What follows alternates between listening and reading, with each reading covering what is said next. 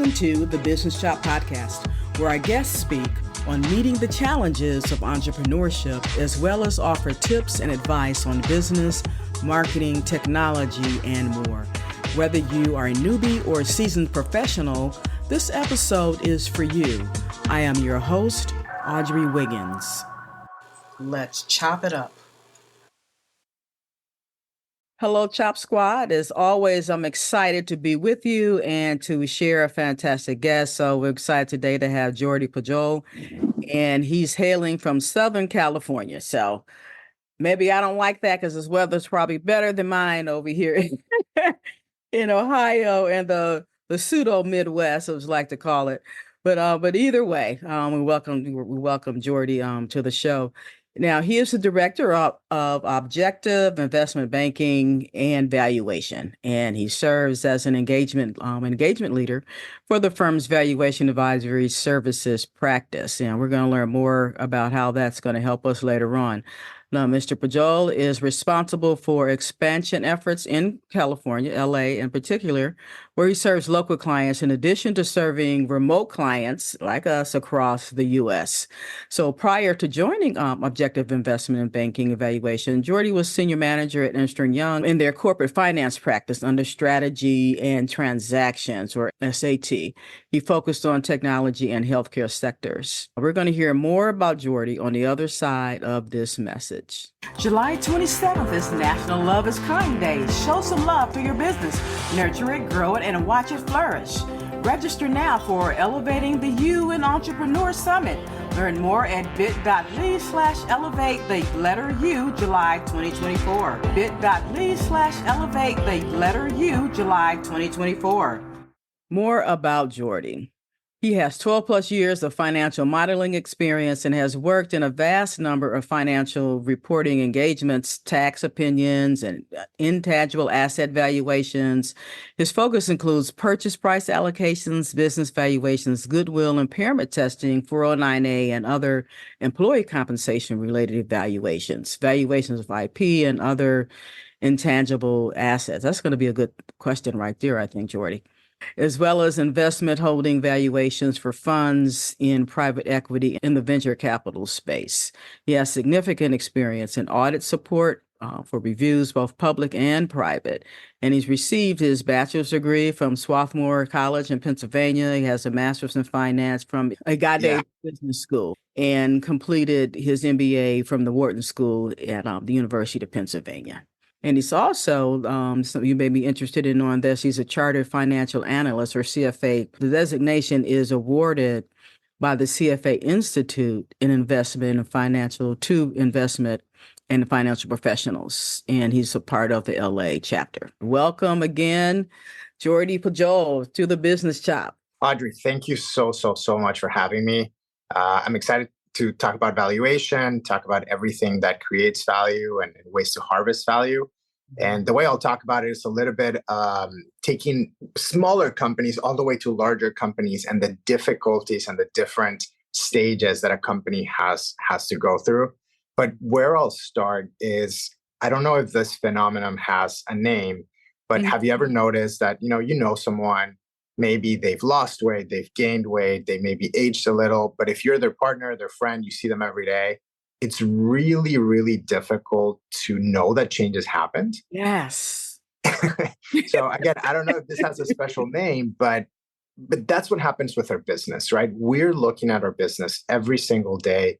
We're working within the business. We're looking at financials on a weekly basis, daily basis, monthly basis, and we forget what it actually looks like. Another way to think about this is when you adopt a dog, and he might not be the cutest dog in the world, but you think he's extremely cute, right? And you play with him every day and he looks amazing to you. Yeah. But sometimes we lose a little bit of objectivity in maybe how that dog truly looks.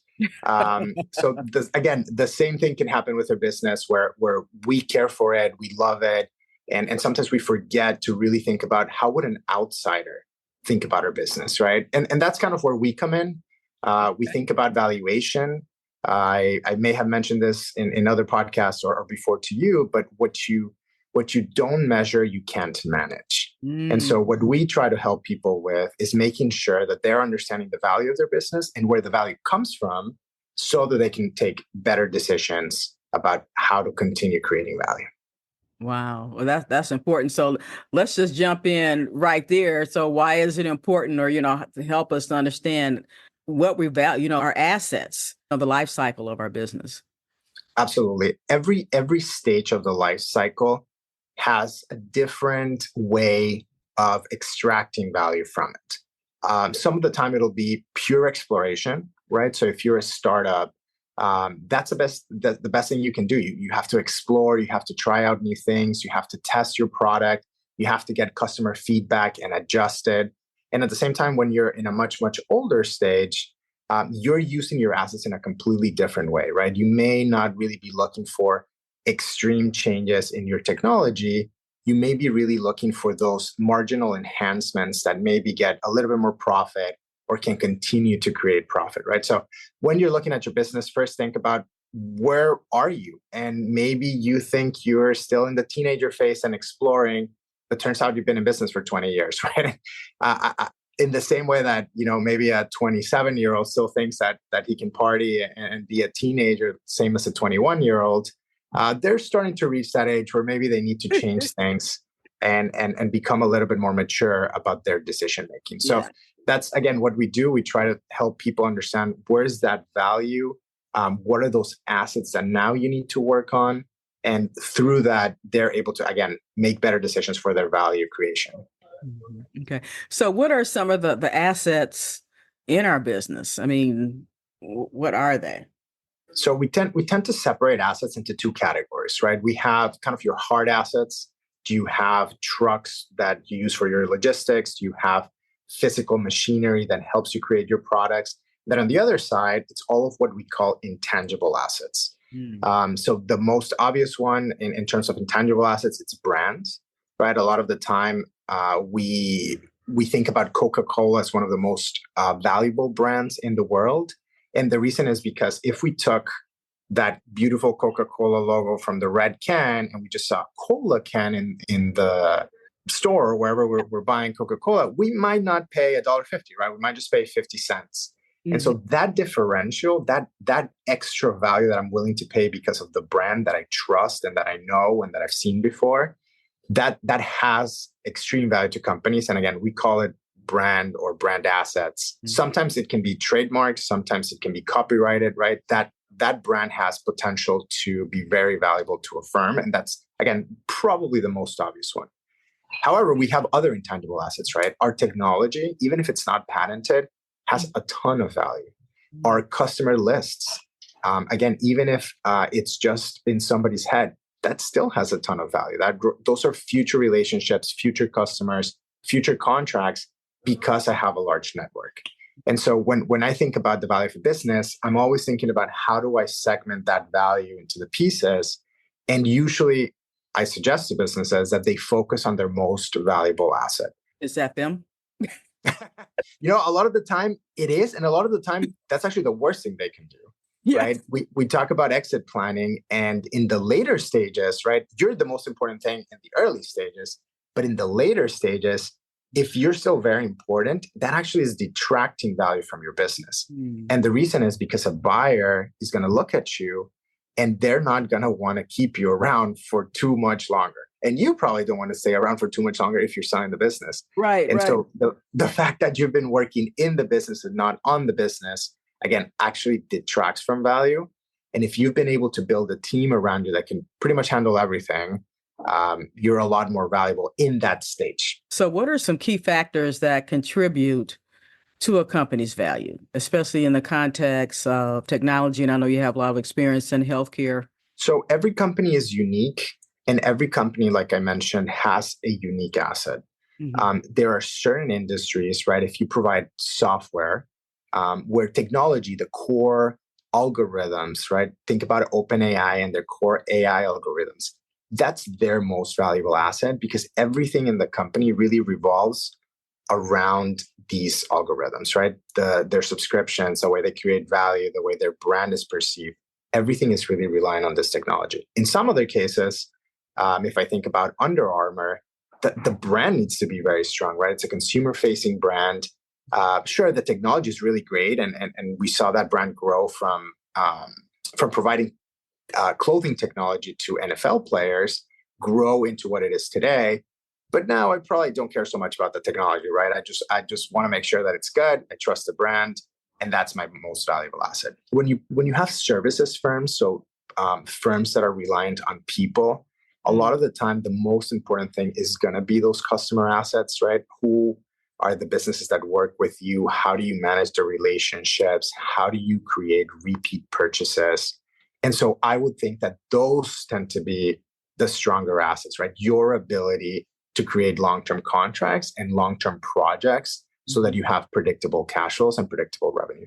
So again, every company has a little bit of a different core focus. And what I tell businesses, again, is let's find that out first, and then let's try to continue investing in that asset, because that's going to have the most return on investment. Okay. Do you have a little story that we can relate to?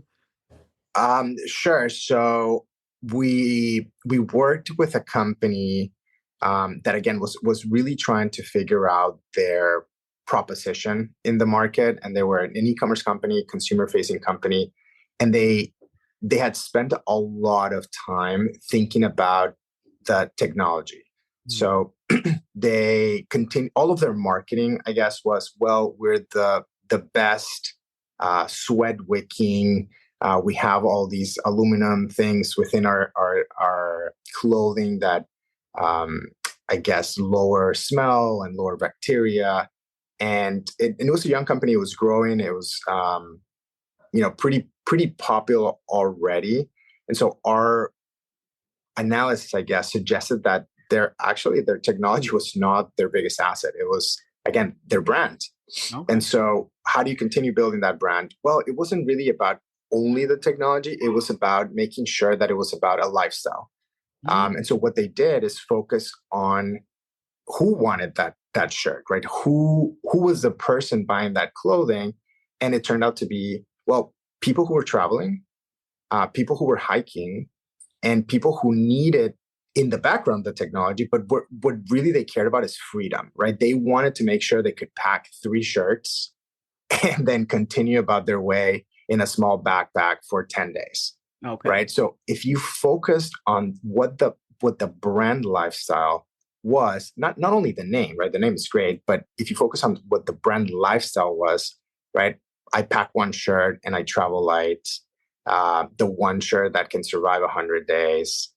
Merino wool being like their core thread, and how that's adapts to temperature. Then they really started thinking, okay, now we understand what we stand for, and their sales started going up as well because their message was more clear. Even though, again, it all relied on the technology in the background, but they just needed to focus on a different asset. That was real key right there. That was important because that was the marketing. What's the brand story? Mm-hmm. To pull at our heart, as far as the heart of the consumer, the person that's going to buy that product. That was real important. I like that point. Can you share some insights into the challenges you often encounter when performing valuations for businesses, and maybe how you navigated those challenges? So the biggest challenge that we usually have is collecting information. A lot of the time when you're we don't want to give it to you. No, I wish. Most of the time people are really open in sharing information. And if not, we usually sign NDAs anyways. Yeah. But we try not to work for competitors right at the same time. Mm-hmm. But it's the lack of information and the lack of organization around the information. Mm.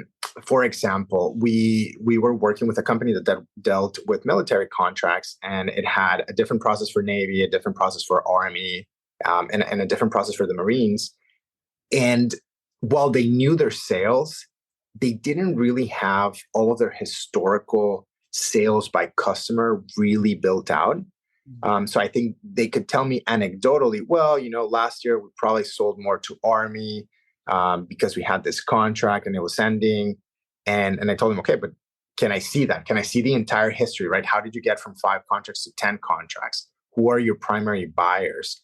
How are they selecting you? Is this all RFP process, or are you now embedded into their system where you can just continue to sell and upsell them in any particular contract. And again, it wasn't that they had terrible information, it's that they could have had more information that really unveiled, I guess, where their true value was coming from. And once we started digging a little bit more, again, a little bit anecdotally and a little bit rebuilding the databases that they should have had, we realized that some of the contracts were actually not that profitable. It was minimal profit, and they were spending a lot of time trying to grow a particular branch of the government that wasn't really their best branch, right? They had large and amazing profitable contracts with Army, and the Navy ones weren't doing so well, but they could have noticed that a year ago if they had better information systems. Okay. One of my main questions is always with research companies, where have you spent your R&D dollars, right? Like what projects have your engineers been working on? And a lot of the time they just tell me, well, all we track is like total hours, total salaries. And so that's all we really know. And then someone in the engineering system maybe follows Scrum and maybe has all this information, but management is not looking at it. Okay. And so again, that's the hardest thing for us, because we're trying to figure out, okay, where is this value coming from? What are you guys doing in terms of your historical information? And a lot of the time it's not broken out in a way that's really helpful for either party. So what would be the ideal client, say, for a startup, not ideal client, but what would be the ideal function or behavior for even if, a startup, what should they be thinking about, from the start, from the launch? What should we be thinking about as far as valuation? So in terms of valuation, I think at the startup phase, I actually tell startups to ignore it. There is one area where I think they should focus on is understanding how much of the business they want to share. And so where valuation comes in is understanding what piece of value are you currently sharing. For example, if you're health tech company and let's say a medical device company, and you think that your value is X, well, if you're sharing 1% with your future CEO, with your future CFO, you kind of want to know how much is that worth, right? Is that $10,000 because you're worth $1 million? Is that $100,000? Or is that worth $1 million because you've already hit certain milestones that put you in a different category when you're sharing that equity? And so knowing your value allows you to make better decisions about how to allocate that value to the different players in your firm. And a lot of the time you want to incentivize those people with equity so that they feel like owners and they perform like owners. And again, if you don't know the value of your company, you don't really know how much you're sharing with them. And they don't know how much they're getting, which is also important, right? You want to make sure you showcase to them, like, look, I'm giving you 1% of a company that currently is worth $1 million. But if we hit this milestone, it will be worth 10 times that, right? And so that person can start understanding, wow, I really need to help this firm get to that next level because it's in both my interest and the firm's interest. With your experience in investment holding valuations for private equity and venture capital funds, how do you balance between maximizing, this is a long question, value for investors and maintaining a realistic assessment of a company's worth? Do I need to repeat that? No, I totally understand where you're coming from. Oh, gosh. So investment valuations are extremely important because they're the way you create trust with your investors. Mm-hmm. So sure, you may be able to get away with overstating the value in any given year, and your investors might not really notice or care, especially if things are looking good. But the moment that things don't start looking as good, right, if you have to take an impairment in the following year, you're going to get a lot of questions around that, and you're going to completely lose trust because the first question they're going to ask is, why did we mark it up last year? And so I think for funds, right, when they're marking their investments, it's really important to get a pulse in the market and be able to communicate that to your appraiser. Sometimes they're not the experts or they're not seeing the everyday like you are. And at the same time, be able to just back down and let them be completely objective so that you get a true feel for what the value of this investment is in the open market. Again, without your attachment to it. If I was going to, again, sell one of my dogs, I think I would put a price that would be completely ridiculous to someone who wasn't their owner, right? And so, again, there's that attachment of being a venture firm or private equity firm where You want to believe in the entrepreneurs, you want to believe in the teams, but sometimes you got to step back and be objective because you're building long-term relationships with your LPs, right? The people that are providing the money so that you can manage it. They're the ones that really care about true objective valuation. And so you have to think about them when you're thinking about the value that it's going to look like in your books. Well, Jordi, how can we get in touch with you? The easiest way is always LinkedIn. It's a good way to see my profile. It's a good way to see the articles that we publish. And it usually has my email, but if not, my email is jordi.pujol@objectiveibv.com. That's my first name dot last name @objectiveibv.com. And that's our website as well. You can see our entire practice there. We have both an investment banking arm and a business valuation arm, and both act together, but at the same time provide completely different services. So if you want to exit at some point, you can start the conversation with our investment bank, our M&A sell side practice. And if you're just looking for paper value, you're looking for a compliance exercise, or you're looking to make a strategic decision, please reach out to our side of the world, which is business valuation. Knock out your competition with Altogether Marketing. We elevate your brand. Take a stance with your business name, logo, the tagline, your colors, even the fonts for your business. And then jab left with your website, jab right with core values. Back up with product experience and bring it on with you. Visit altogether.biz and let us help you create a knockout brand. Jordi, what nugget or two that you wanted to leave the Chop Squad with? So I think, again, the biggest thing for me is simplifying and looking at those, I guess, obvious, not so obvious strategies that are out there for you, right? I think a lot of people end up somewhere in the middle when they're thinking about strategy. And something as simple as being, who am I? Am I the low cost, high volume seller, or am I the high customization, high price seller? Can be something that, again, helps your business and focuses the value of your business, even in such a simple change, right? Most of the time, you're going to end up somewhere in the middle after a few years. And so it's a good time to reset and really think, who am I, right? Do I stand for the brand? Do I stand for the technology? Am I just a great networker and a great seller? Maybe I should invest more in that area of my firm. But simplifying, looking at from the outside and really thinking, where should I continue to put my dollars? And what's the strategy that I'm going to continue following in the future, right? Just defining that. And from then onwards, you're going to see a lot of value creation. I specialize in is business valuation. So a lot of the time I'm talking about value at different stages of a company's life cycle. Okay. And the idea is that each stage comes with different actions that you can do to harvest value. So create value, harvest value, and be able to move on to the next stage. So typically I try to go through that, right? Thinking about early stage companies all the way through mature companies, and have, a little nugget of information per stage. A lot of the time, my key message is around, you can't manage what you don't measure in those stages to better understand your company and be able to take actions that enhance value. Thank you, Jordi.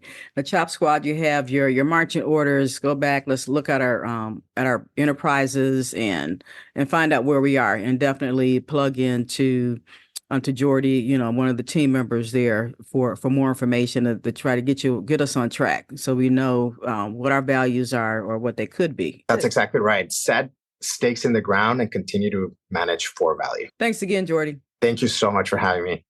Thank you for listening to The Business Shop. We hope that you were able to glean valuable information from our guest and that you will download and share this podcast. Your rating and review is much appreciated.